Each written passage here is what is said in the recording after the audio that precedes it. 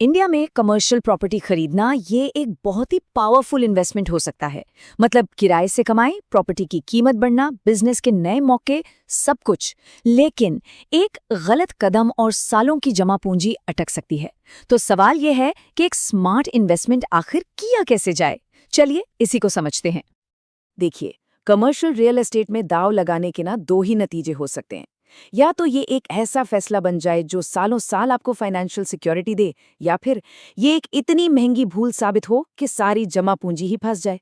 और इन दोनों के बीच का जो फर्क है वो सिर्फ और सिर्फ सही जानकारी और गहरी रिसर्च का है। तो चलिए इसके दोनों पहलुओं को देखते हैं। एक तरफ है जबरदस्त मौके। सोचिए, किराए से लगातार आमदनी आ रही है, समय के साथ प्रॉपर्टी की वैल्यू आसमान छू रही है, और हो सकता है अपने खुद के बिजनेस के लिए एक शानदार जगह भी मिल जाए।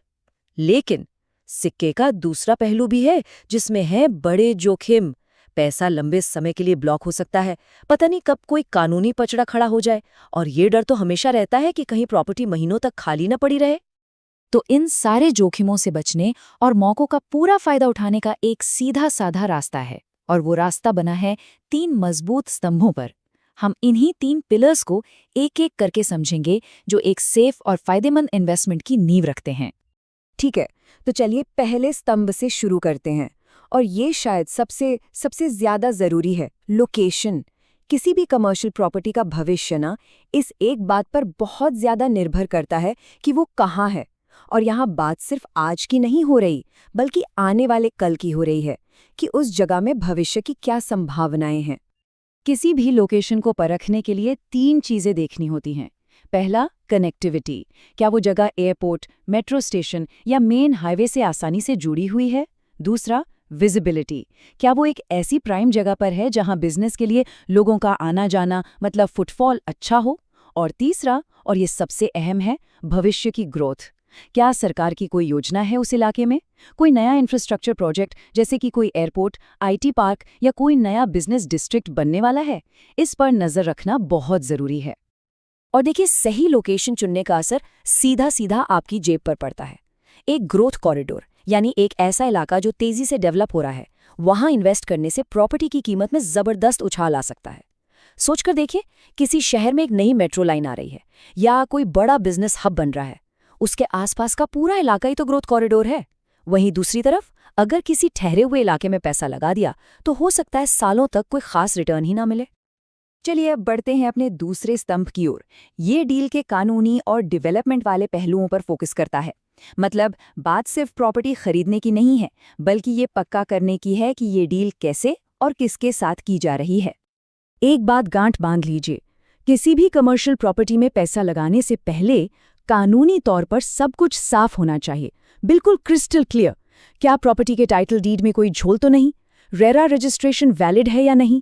बिल्डिंग के पास ऑक्यूपेंसी सर्टिफिकेट जैसे सारे अप्रूवल हैं या नहीं? इन सब की पूरी जांच पड़ताल करवाना बेहद बेहद जरूरी है, क्योंकि एक छोटी सी कानूनी चूक भी भविष्य में बहुत बड़े विवाद की वजह बन सकती है।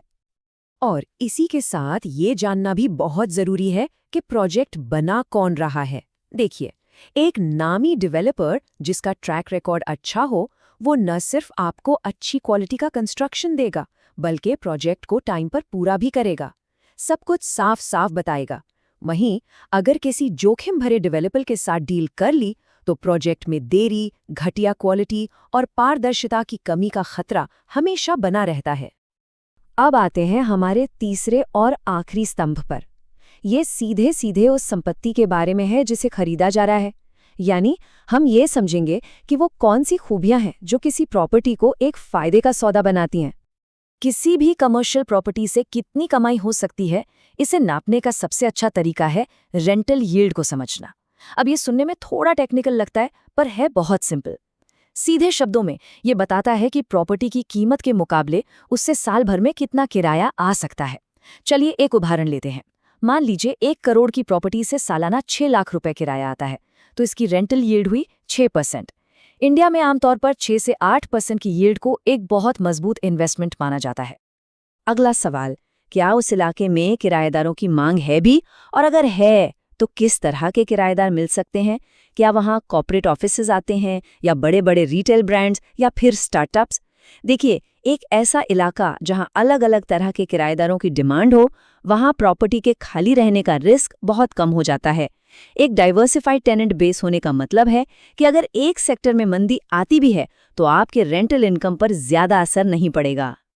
और आखिर में बात करते हैं उन सुविधाओं की जो अच्छे किराएदारों को अपनी ओर खींचती हैं और ज्यादा किराया दिलाने में भी मदद करती हैं। सोचिए, भरपूर पार्किंग की जगह, 24/7 security, high speed lifts, 100% power backup और एक प्रोफेशनल मेंटेनेंस टीम। ये सारी सुविधाएं किसी भी कमर्शियल प्रॉपर्टी की वैल्यू को कई गुना बढ़ा देती हैं। तो इन तीनों स्तंभों को मिलाकर, यानी कि सही लोकेशन, बिल्कुल साफ सुथरी डील और संपत्ति का असली मूल्य, एक मजबूत नींव बनती है। और ये नींव सिर्फ एक प्रॉपर्टी खरीदने के लिए नहीं है, बल्कि लंबे समय तक चलने वाली वेल्थ बनाने के लिए है। हाँ, ये याद रखना बहुत बहुत जरूरी है। कमर्शियल प्रॉपर्टी कोई आज खरीदो कल बेचो वाला इन्वेस्टमेंट नहीं है। ये एक मैराथन है, 100 मीटर की दौड़ नहीं। इसके लिए सब्र चाहिए और एक बिल्कुल क्लियर लॉन्ग टर्म विजन चाहिए, चाहे वो लक्ष्य एक स्टेबल रेंटल इनकम हो या फिर आने वाली पीढ़ियों के लिए एक एसेट तैयार करना हो। और अंत में याद रखने वाली सबसे जरूरी बात यही है, एक अच्छी तरह से रिसर्च करके किया गया कमर्शियल निवेश आने वाले कई सालों के लिए धन और सुरक्षा दोनों बनाता है। तो अगली बार जब भी कमर्शियल प्रॉपर्टी में निवेश करने का ख्याल आए तो खुद से ये सवाल जरूर पूछना चाहिए, क्या इस इन्वेस्टमेंट की नींव इतनी मजबूत है कि वो भविष्य के उतार चढ़ाव का सामना कर सके और लंबे समय तक फायदा दे सके?